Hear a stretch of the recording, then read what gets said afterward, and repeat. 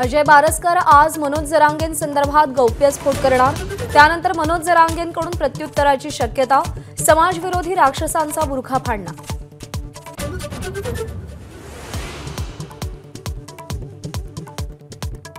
पंतप्रधान मोदींच्या हस्ते अमृत भारत योजनेतून मुंबईतील 20 रेल्वे स्टेशनचा कायापालट। उद्या उद्घाटन।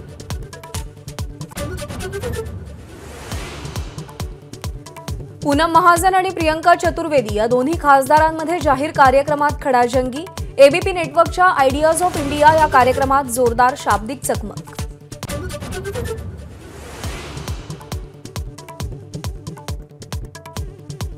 उद्यापासून राज्याच्या अर्थसंकल्पीय अधिवेशनाला सुरुवात। अधिवेशनाच्या पूर्वसंध्येला सह्याद्री अतिथीगृहावर चहापानाच्या कार्यक्रमाचं आयोजन केलं असून राज्य मंत्रिमंडळाचीही बैठक।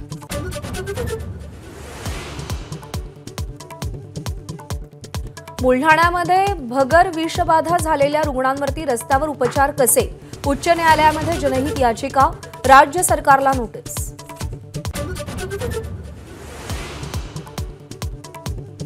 जगात फक्त आपणच ईव्हीएम घेऊन का बसलोय असा सवाल करत राज ठाकरेंचा ईव्हीएमला विरोध। तर याच मुद्द्यावरून देवेंद्र फडणवीसांचा राज ठाकरेंना टोला।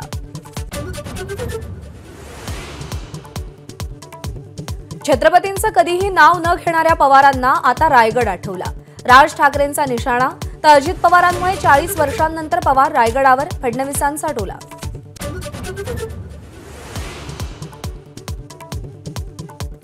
मुख्यमंत्री एकनाथ शिंदेंसह खासदार श्रीकांत शिंदेंना जीवे मारण्याची धमकी देणारा अटकेत 19 वर्षीय युवकाला पुण्यातून अटक।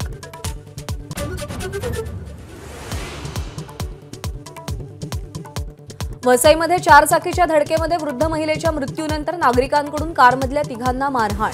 पोलिसांच्या सतर्कतेमुळे मॉब लिंचिंगचा प्रकार टळला।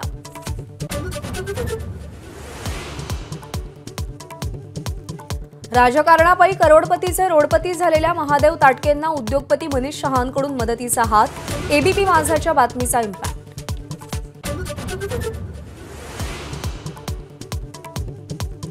म्हाडा दरवर्षी 5000 घरांसाठी लॉटरी काढणार। म्हाडाचे मुख्य कार्यकारी अधिकारी संजीव जयस्वाल यांची ग्वाही।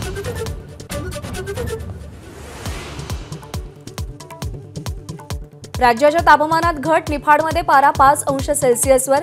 तर थंडीपासून वाचण्यासाठी नागरिकांनी शेकोटीचा आधार घेतला।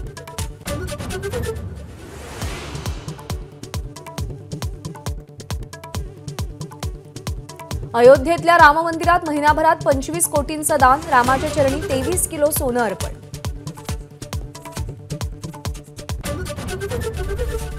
एबीपी माझा, उघडा डोळे बघा नीट।